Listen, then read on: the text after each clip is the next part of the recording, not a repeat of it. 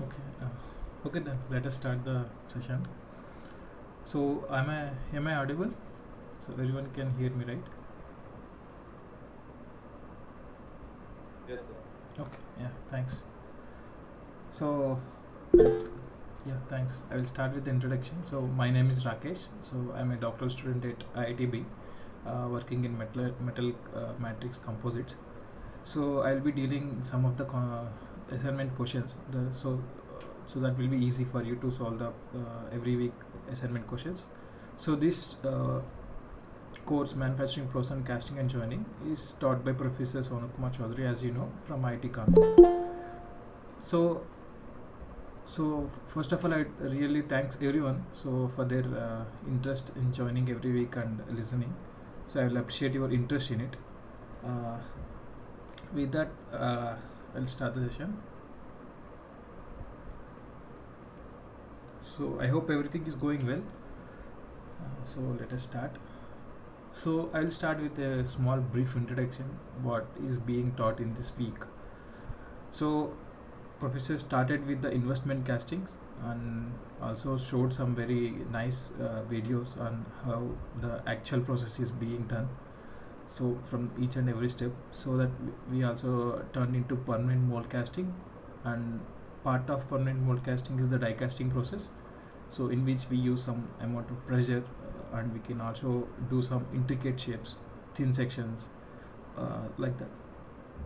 So that being done, so we also started with some cost analysis in castings. So based upon number of castings being produced, number of cores being used, and the number of manufacturing hours, labor, material, everything including how to analyze a cost for each casting. So everything is done per unit. So that is taught in very detail. So then comes to the casting defects. So there are so many number of casting defects actually present, but most of the important defects were discussed in the lecture. Then comes to the product design. So while designing a product, say, so what are the precautions to be taken? So one of the precautions is to avoid the sharp edges, provide some draft, and select the sand or everything with respect to the material, and calculate, design the pattern well, or the gating system. So everything, and place the risers, replacing of risers. So everything related to that. Then comes to the interesting topics, a new topic. So by this the product design. After this, the casting part is completed. But still, if you are interested, there are more concepts being involved in it. You can always go through. So one of the good book is that Manufacturing Science by Amitabh Ghosh and Malik.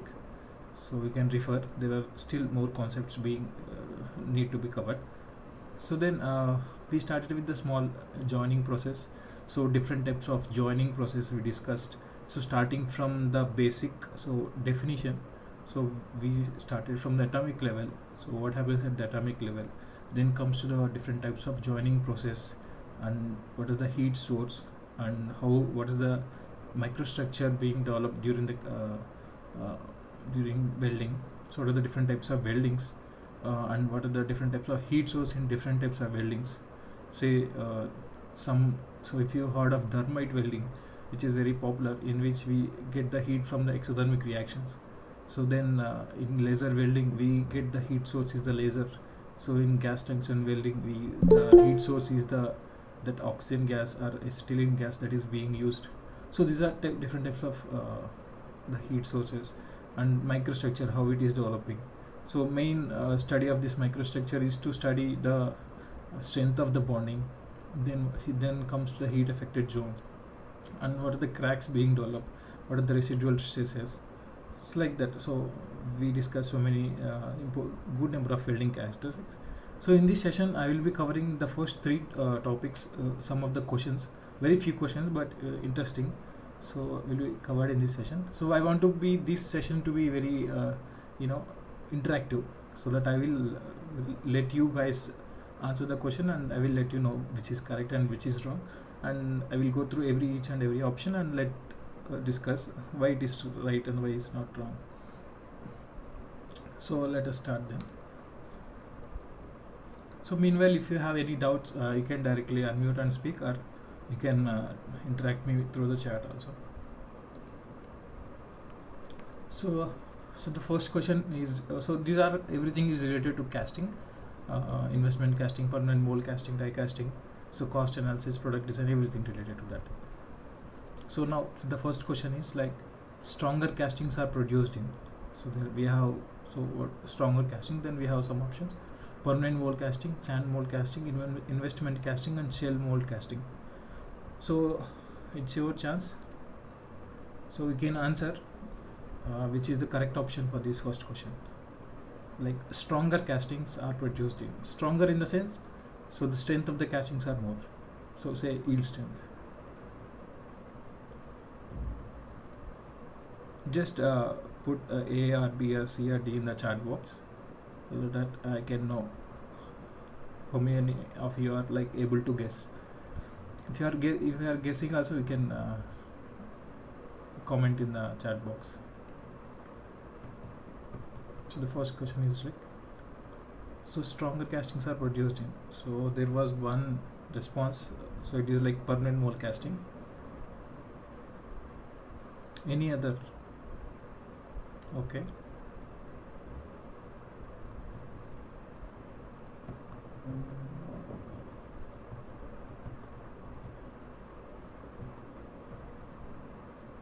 Okay. So I got 3 responses. Like, it is like permanent mold casting.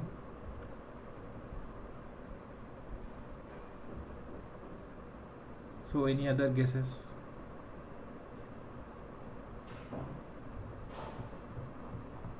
Okay. So any other guesses, or can proceed? Okay. So let us.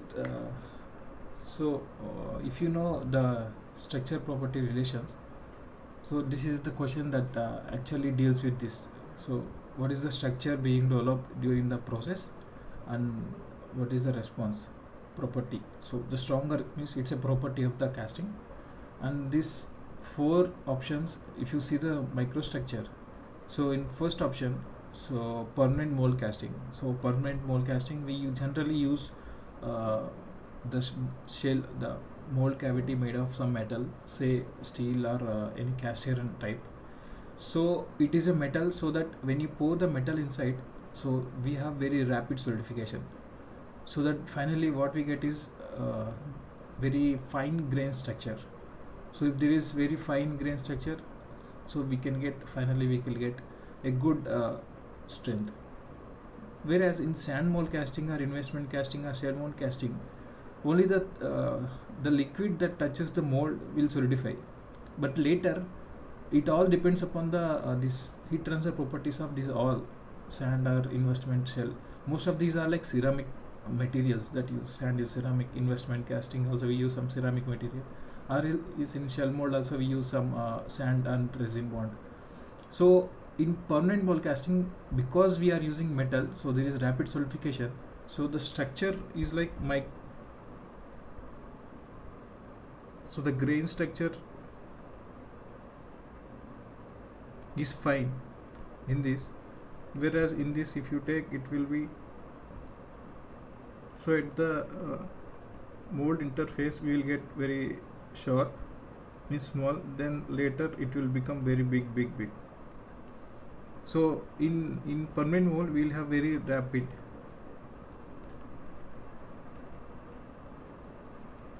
Solidification. So that is the main reason that we are getting the stronger. So the correct option, as you said, the correct option is permanent mold casting. So I also would like to relate this to the other other subjects also. If you see any, if you heard about this dislocations, so we have more number of grain boundaries in this fine.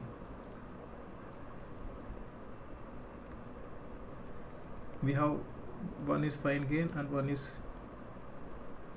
coarse grain.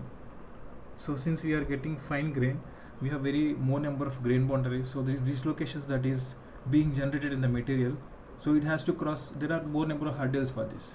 So in that way the strength is being increased. So that is the one more way you can proceed also. So that is all about the first question. So any doubts regarding the first questions?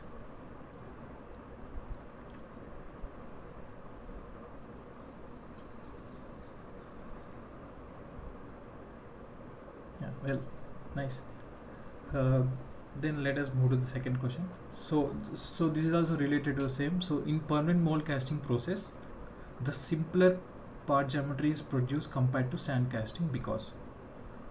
So the first option is it is difficult to machine mold cavity of complicated shape in metal molds. Yeah, true. Molten metal cannot flow to all corners of the intricate shape of the mold cavity before solidification.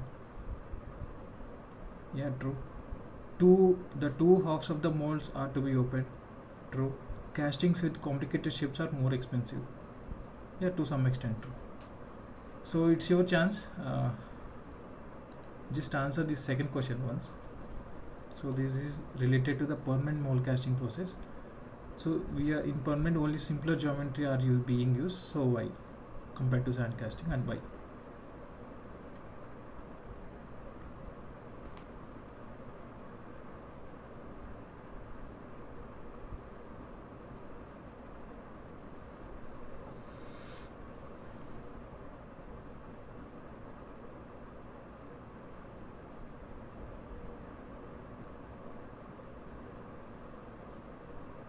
Meanwhile, I will highlight what is the.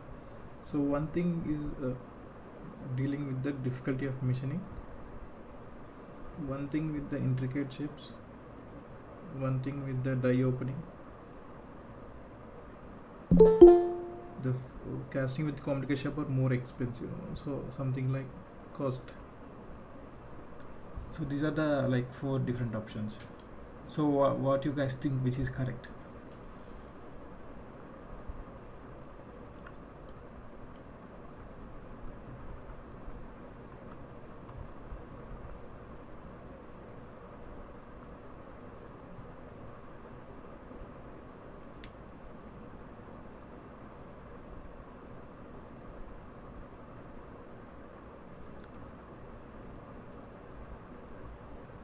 No guesses?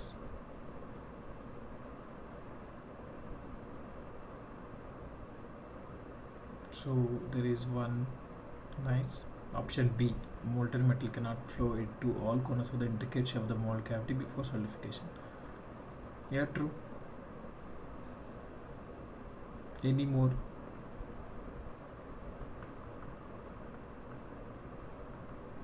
So I can think in a way like so if I say option A is correct, so why it is correct and why it is not? Then you can able to answer this question. This is very tricky question because most of the options are very like convincing.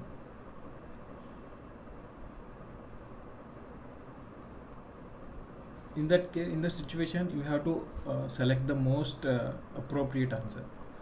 Even though there are 2 correct answers, but most appropriate you have to select.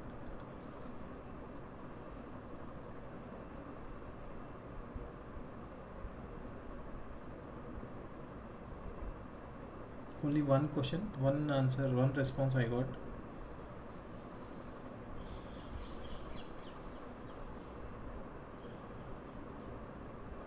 So one more minute we will wait. Think an answer.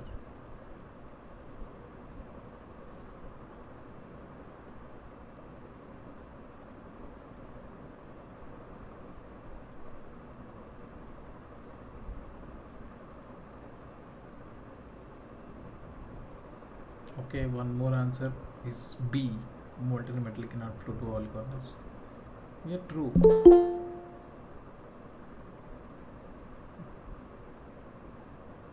Okay. Maybe A or B. Yeah. Okay. Nice. But you should select only one. So someone commented option A or B, but you should select any one. A or B.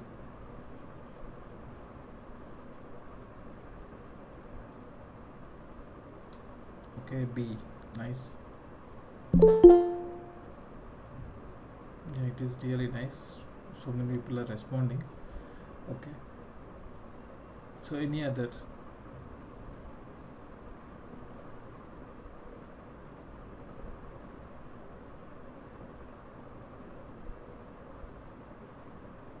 Okay. So I will discuss. It's done. Time is up. So now this is completely related to permanent mold casting process.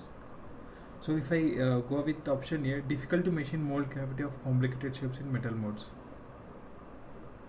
Okay, so if metal molds are difficult to machine, so that doesn't mean I have to only produce simpler. Of course, it is difficult to machine, but I can machine anyway, so that I will get some intricate shapes. So option B A is wrong. That is true. Making since the molds are very costly also, but of course it is difficult or easy, but it doesn't matter. We can produce any type of metal. So option B is wrong. Option A is wrong. Sorry. So coming to option B, molten metal cannot flow to all corners of the intrication of the mold cavity before solidification. So if you see, this is permanent mold casting. So in which we generally produce simpler parts. So we have a subsection of permanent mold casting is the die casting, in which if you use some pressure, we can fill the intricate shapes also. We can even produce very thin sections which is less than 1 mm. So which is die casting process, also called as pressure die castings. So I will keep B apart because there is, if I am not using any pressure, it is, of course, it is difficult to fill. So I will keep option B apart. I will not direct away. I will meanwhile I will read the other options. The two halves of the mold are to be opened. This is like universal truth, which is true in permanent mold casting without pressure or with pressure. So this is like completely true. It has to open in die casting or high pressure die casting or some only permanent mold castings. It has to open to take out the component. That is then next option is casting with complicated shapes are more expensive. Of course it is not of course it is expensive, so I will sell expensive ones. So it is not completely related to the casting process. It is something after the casting. So this is not the correct option. So now if I come to option A, option B and C, so what do you guys think which is correct? So now I have given some explanation. What do you think, option B or C?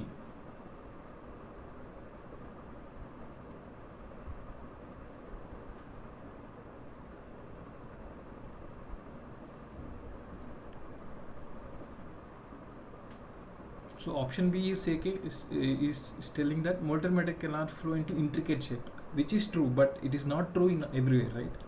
So in die casting process, if I use some pressure, I can fill intricate shapes also. So it is partially true. If because in permanent mold dies, I can use pressure also, which is called as die casting process.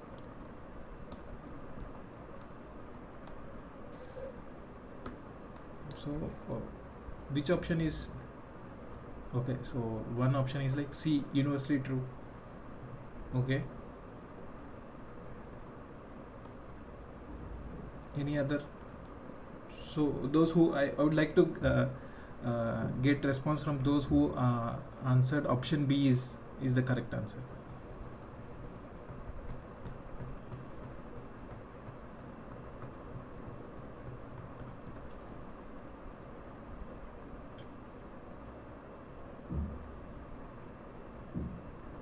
I think it is taking time, so let me clear out. So option C is the correct option for this question, because option B is partially true, because in the question it doesn't mention whether they are using pressure or not. So in that case you cannot select option B as the correct one, because there is one more option C, which is universally true everywhere, because we have to take out the component, so we have to use two halves of the molds, so we have to go for simpler geometry.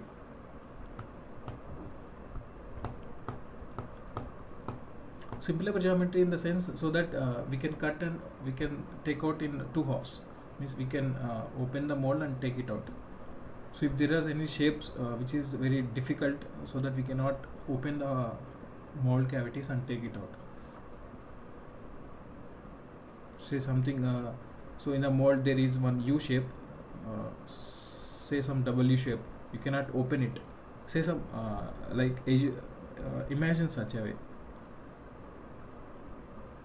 So I have given answer. Any still, if there is any doubt, you can ask. So why option B is correct, C is correct, and why not B?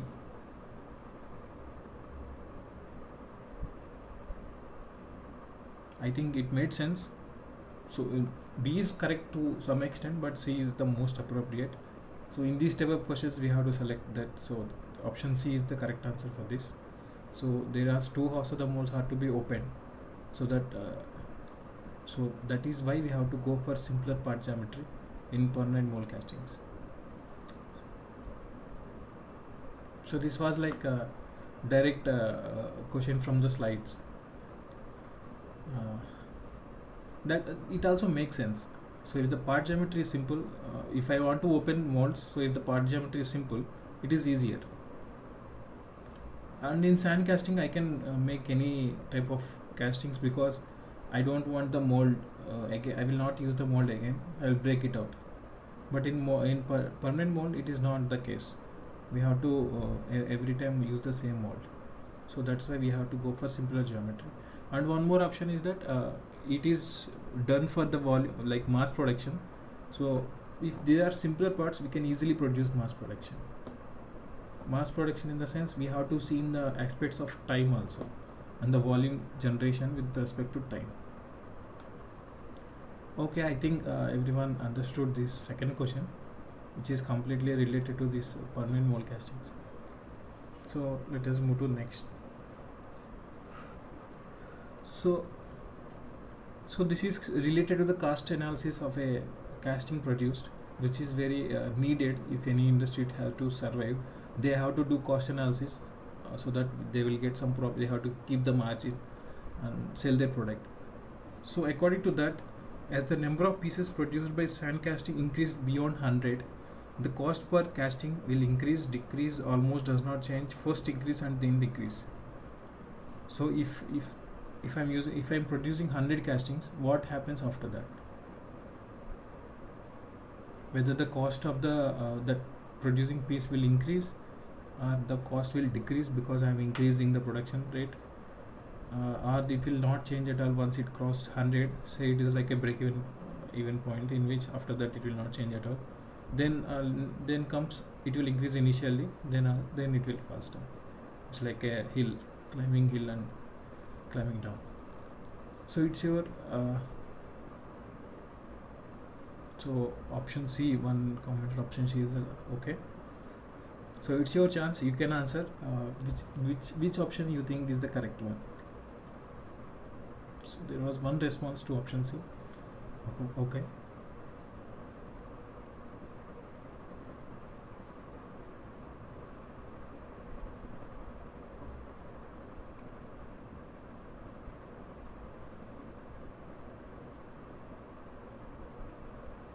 So any guesses? Why not option B? Because I'm increasing number of cautious piece, then the rate should decrease because I'm producing in bulk.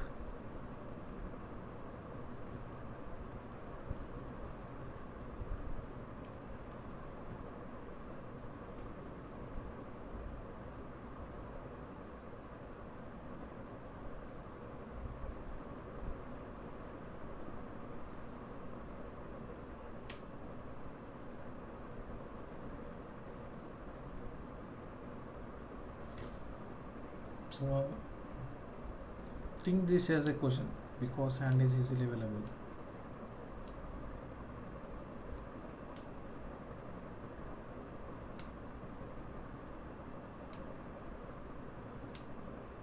Okay, it is available, but it is dealing with the casting number.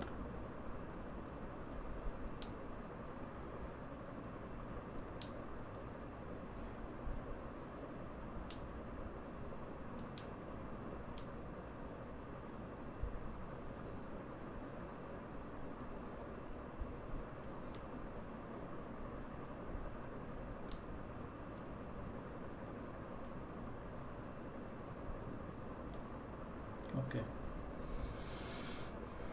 you can so I will give some I will give some hints. So the cost per casting, initially A is increases, then B decreases, C almost does not change, D is first increases and then decreases. So if you remember that graph, like what happens in different types of castings with respect to the volume generation, what happens to the cost. So I am removing option A and option D. So between B and C you can choose one. So there is one correct answer between B and C. Okay, one more, like option C is correct. So since I am increasing, so it should not increase.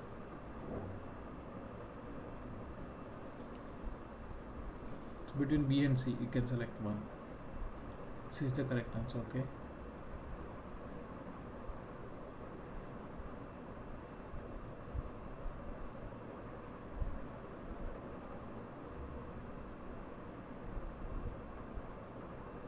Oh, nice. Okay. Okay. I think you already guessed the answer. Yes, option C is correct. I will show the graph that I am talking about. So I have marked the point at 100. If you see number of pieces at 100, so the dotted line intersects. So this is the sand casting.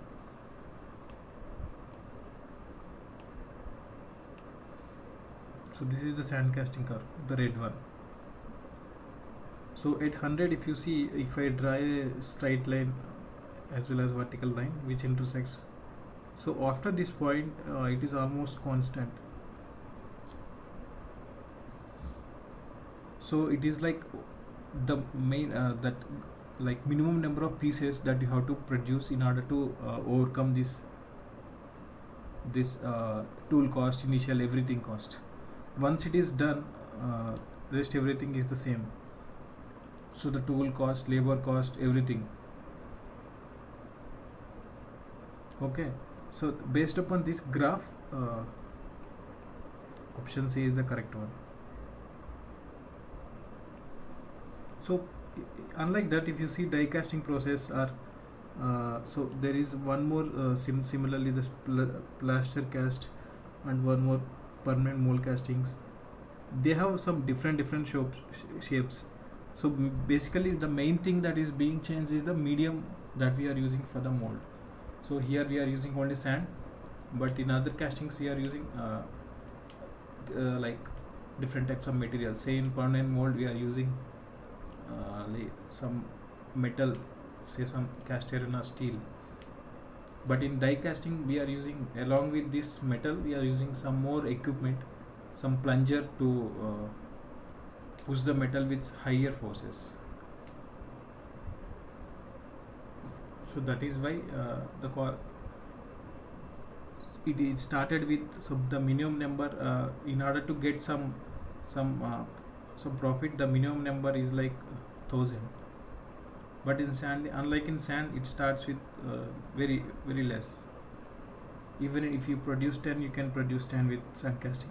But if you want, so this is also as I mentioned earlier, if you want to go for a die casting process, it is for mass production, so number of processes will increase. So coming to the main question, so what happens in sand casting is that initially, so for 100 pieces we have to like bear these all costs, say labor cost, this sand cost, tooling cost. Once it is done, the cost per piece is almost constant.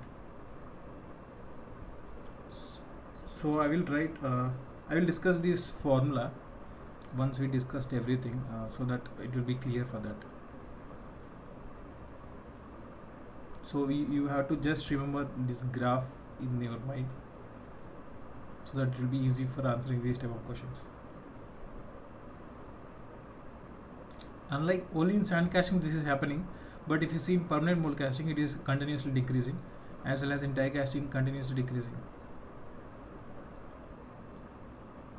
So this is the some good future for the some different future compared to the other casting process, that it is almost constant.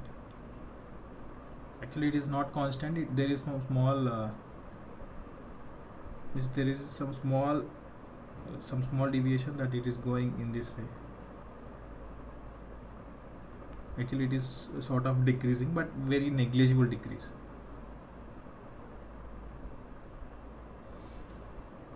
Okay. Any doubt?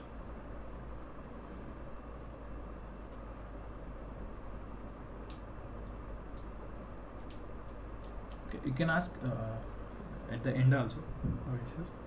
So let me move to the next question, which is very important question related to defects.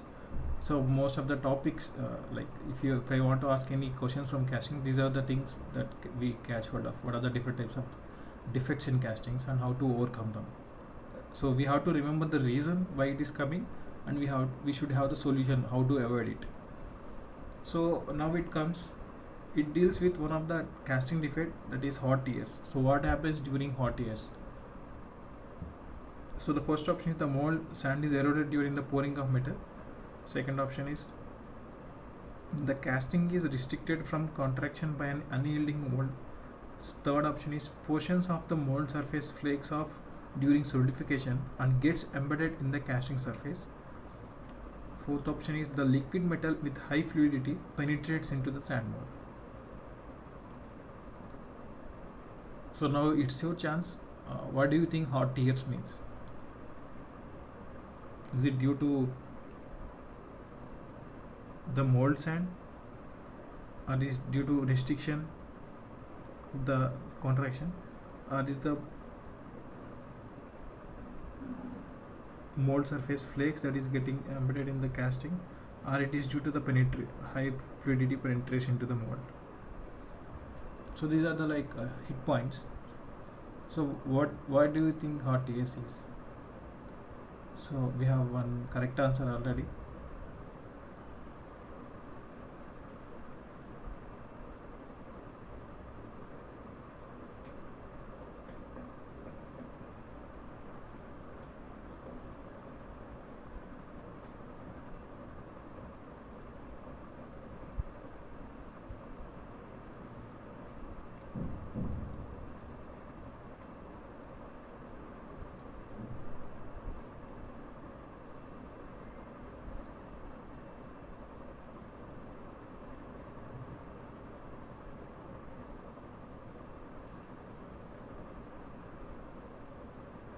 Okay, nice. Any other?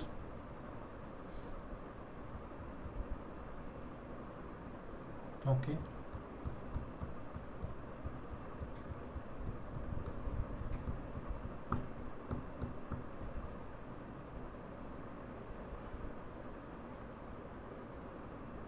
Nice. Only 3 responses I got.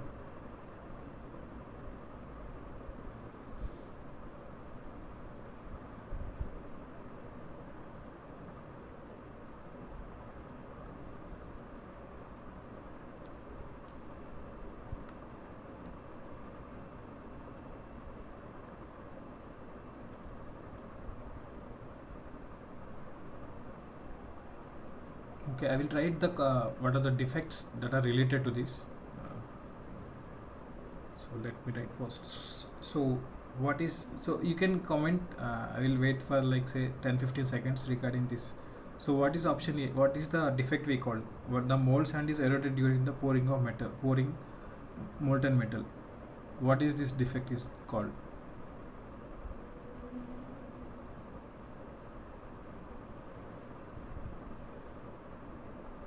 This happens, why this is happens is that erosion, if the flow metal is okay, there is one option, inclusion. Nice. Are there any defect name you remember? What if the mold erosion is happening, what is the defect is called?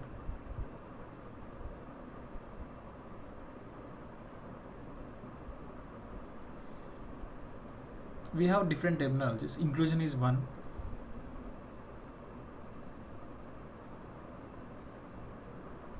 I think you also heard about this sand wash. This type of defect we call as sand wash. Inclusion is also one. So in which what happens, if you have any say if I have a rectangular mold, I am not drawing any, so let me get sprue pouring basin. So if I am pouring liquid, so if I am having this type of thing, so it sometimes what happens, it does not, this top, so this top portion will not have that much strength. So sometimes some small the structure like that sand will come in, so once the fluid is going inside, let the fluid fill completely, or else it is at the half, this may fell down and include in the casting. So this is also we call inclusion, but this is very like particular, in which the mold sand is being eroded. So this erosion is not like due to the less strength of the sand, but this is due to the flow of metal. So we have very peculiar name for this, that is sand wash. Then let me coming to option C. Portions of the mold surfaces flakes off during solidification and gets embedded in the casting surface. So what defect we call, if there are some mold surface flakes in the casting, what is the defect that we call? Mishran? No. Mishran is not the correct option.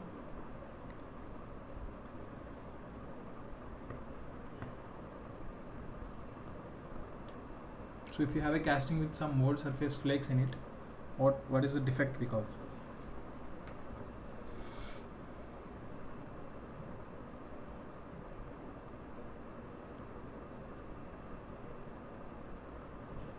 You can comment.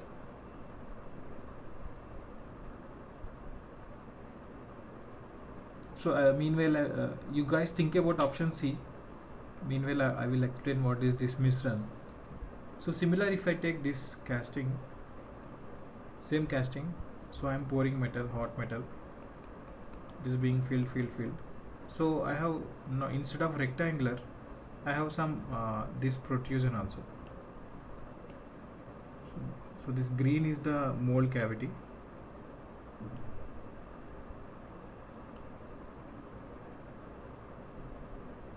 So I have a small protrusion node. Okay. So now so this hatching I am drawing is like the filling of the liquid, molten liquid. It is not, it just came here and it got solidified. Since it is a thin section, it is instantly solidified. Premature solidification happened. So this part is empty. It did not fill completely. So this defect we call as Mishran. This is very simple cavity I have drawn. Similarly, you can make out different types of casting cavities, different types, and if it is not filling completely, so we can call as this Mishran. So why it is happening? This is happening because of the shape. If it is a very thin section, it instantly solidifies, or else the metal that I am pouring, it does not have that much fluidity in the sense how much distance it travels before solidification. So how to avoid this Mishran? We can identify this type of things, and we can provide a riser, or else we can use some increased superheat. So initially, if I am pouring at 500 degrees Celsius, I can use some 20 degrees more, and we can pour in. So I have to do that trial and error things in order to completely avoid this Mishran. This thing will not. This comes only in sand casting, but not in die casting process. Since in die casting we are using very high amount of pressure. So that is strike off. So now coming to the actual thing. So what is the defect we call if some mold surface flakes are present in the casting? So I am talking about option C. What is the defect we call?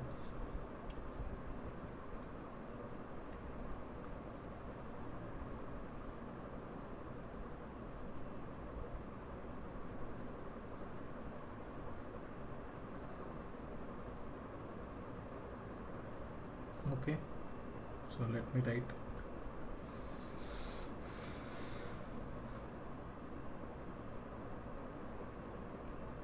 This is called scab. So the terminology, so if there is any mold surface flakes present in it, so that uh, defect we call as scab. Okay, there is a one option. Yeah, that is true. Option B is the correct answer, but I am also discussing the other options, so that it will be a small revision for you guys. So now the fourth option, the liquid metals with high fluidity penetrates in the mold. So now what is the defect we call this? Option D, if there is any fluid penetration into the sand molds, so what is the defect? What is the name of this defect? Mold erosion. So that is already discussed in option E.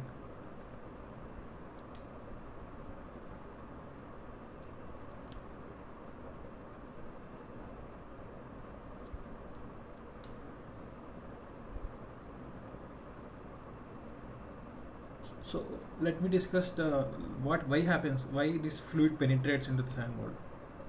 Say if I'm not using, so initially near the core surface I have to use some fine sand, so that the surface finish will be good. Suppose if in that place if I use very coarse grains, so I have some paths so that the fluid can penetrate into that pores. Or else if I have very high superheat, so what happens to the viscosity with respect to temperature? Viscosity will be very less, so it can easily penetrate. And if I am not selecting this sand mold according to the material also, suppose in aluminum, if I take aluminum, so near to the melting point it has some viscosity. If I take some tin, it has some different viscosity. But if I use the same mold for both the materials, then there will be a problem of this fluid penetration. So tin will penetrate very easily compared to aluminum. So now being discussed, so now actually the answer is in the defect definition itself. The liquid metal with high fluidity penetration to the sand wall. So basically there is a penetration. That is why this defect is called as penetration defect. So this defect we call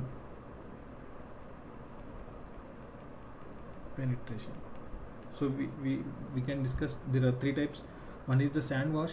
If there is an erosion of mold, then there is if there are any mold surface flakes present in the casting, it is called scab. If there is any penetration of the fluid, it is called penetration defect directly. This penetration, if you see the shape of penetration, it looks like something like a very thin surface that is being into the sand mold. Okay, then now coming to the actual question, what is this hot tears? In the casting is restricted from contraction by an unyielding mold. So that is the correct option. So as many of you guys discussed. So I would like to so since many of you guys answered this question, so anyone can unmute and just tell the definition of what is this hot tears.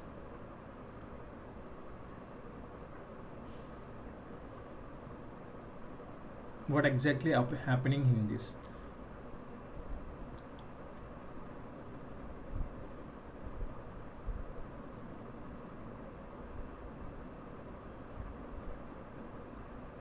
Okay, so let me discuss. So what exactly happens? So you guys already know this shrinkage effect. So liquid will have, when it is converting from liquid to solid, we will have some shrinkage. So the size will reduce. So this shrinkage will have, there are three types of shrinkages. One might happen in liquid state, one might happen in conversion from liquid to solid, one might happen from solid itself, cooling to the room temperature. So these three types of shrinkages are present. Suppose if I am not providing enough material during these shrinkages, so there we will get some this type of defects, say hot tears. So now coming to the actual picture, so this is what hot tears looks like. So here what exactly happening, so if you visualize if you visualize, so say I'm pouring metal from here, hot metal. So now what happens? Solidification start from this direction. You have to imagine this. So solidification start from all the sides. So we will have a shrinkage here, here, somewhere. Why shrinkage is happening? So this entire block, this say some I-beam cross section. This is so it tries to shrink in size. So but what happens? So we have a mold surface here that is restricting it to shrink. So this size center part. So from it says this is in this shape. Now this want to shrink in the both all the directions. So in this direction and in this direction. Similarly in this direction as well as in this direction. So in all the shapes it is trying to come to the center. But now what happens? So the top surface, it is not letting it do. So this is what we generally mention in the option unyielding mode. So it is not yielding, it is not giving that chance. So now what happens? There is no supply of material, there is no chances for it to shrink. So and during this stage, say if this is any type of metal, say if I'm taking a steel or aluminum or magnesium or tin, so its strength normally in room temperature is very higher, but this is at very high temperature near to the melting point, so its strength will be very less, so it cannot bear that small amount of so due to this shrinkage there is some residual stress being developed in the metal itself, in the part itself, so it cannot bear that small amount of pressure, so it start cracking, and thus we are seeing this type of cracking here and here. So this is why it is happening hot tears. Similarly, this is not the only shape that is happening. So even if you take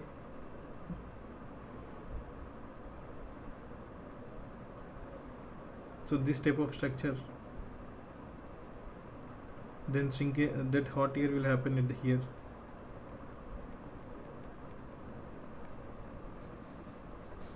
Similarly,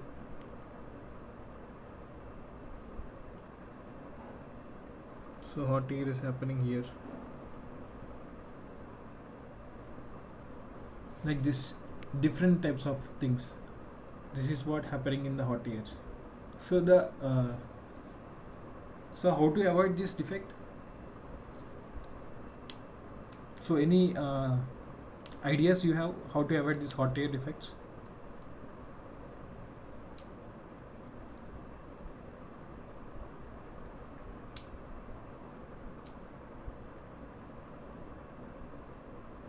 So this is mainly happening due to the shrinkage.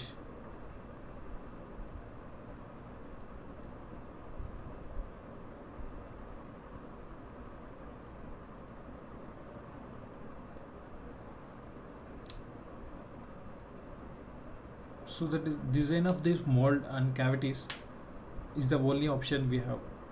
Suppose if it is happening in liquid state, then I can provide some say riser or some other structures, but or else some thermal support. So if you have a directional solidification, so this is in this section the solidification is happening everywhere. Suppose if I place some thermal plates, so some chills, so at the bottom or sides, so we have some directional solidification, so that shrinkage will happen from one side or certain side, so that the center section will remain more hotter for the longer time.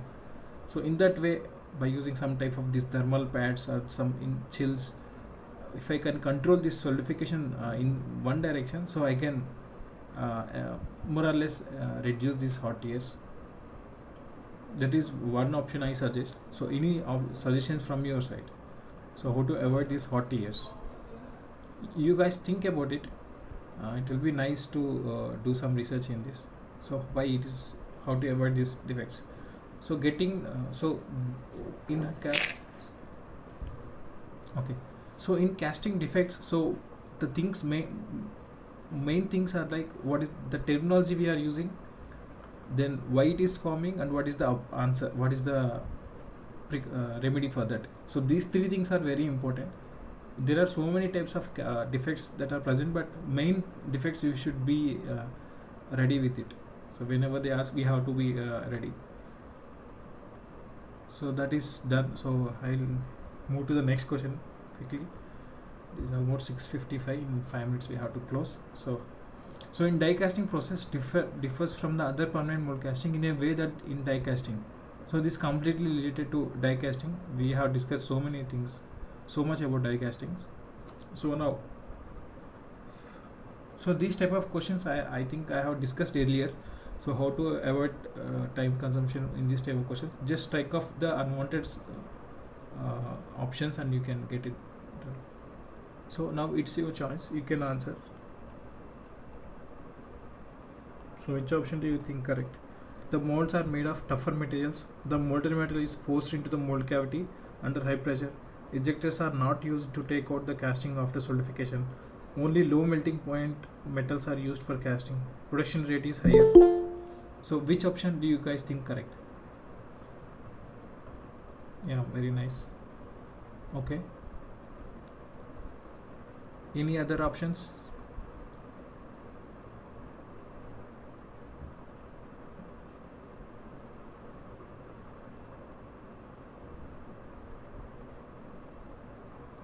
So I will highlight what are the in the options which is they are asking. So the molds are made of tougher materials. So it is something related to the toughness of the mold. The molten metal is forced into the cavity under high pressure. Something related to pressure. Or introducing the mold liquid into the mold cavity. Ejectors are not used to take out the casting of solidification. So something related to ejectors. Only low melting metals are used for casting. So something related to melting point. Production rate is higher. Something related to mass production. So these are the key points that you should focus on. So toughness, pressure in die casting, ejectors in die casting, melting point, and as production rate. Okay, two responses I got.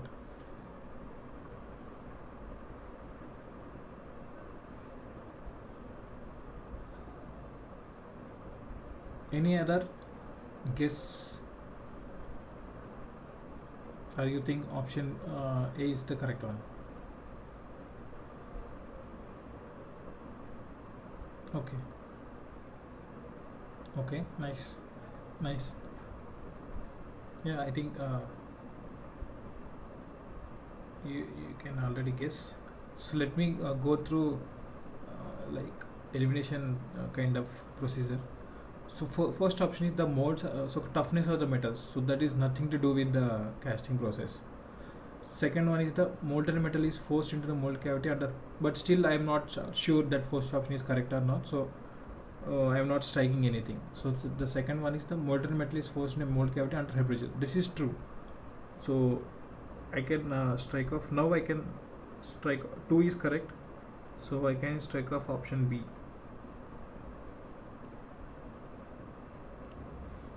Option B is striked off. Then everywhere 2 is there. Nice. Ejectors are not used to take out the casting after solidification. This is completely wrong. We need ejectors so that the once the cavity is done, we can pull it out. So 3 is wrong. So we can strike off option D also. So we left with A and C. Only low melting metals are used for casting. That is true. So fourth option is correct. So we can neglect option C. The correct option is C. And the production rate is of course higher. So option A is the correct one for this question. So any other answers you think?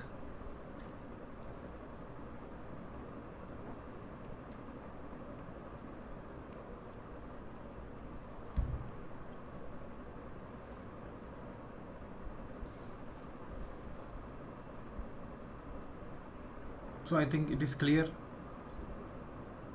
Okay. Yeah, that's all for this session. So there will be one more session on Monday. So that is being taken by the other TA. So that I think that is completely related to welding introduction and characteristics. So finally, I would like to thank for joining this session. And you are so interactive. So many of you are giving some good number of answers. I think you have studied well. So there is one more lecture, one more live session, final live session. I hope you guys attend that. So any other doubts you have, I can clarify right now, or else you can post in the discussion forum. Thanks for joining.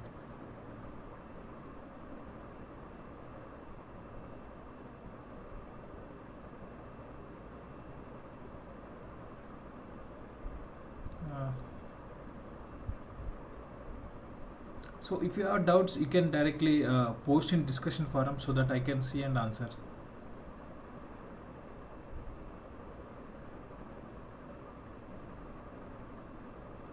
Okay, wait till the end. I can give the mail address also.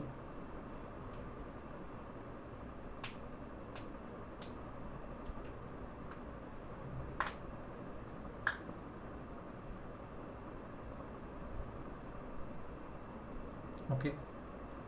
Thank you for joining. If you have any doubts, you can ask, or you can carry on with your own work. And in advance, happy Independence Day.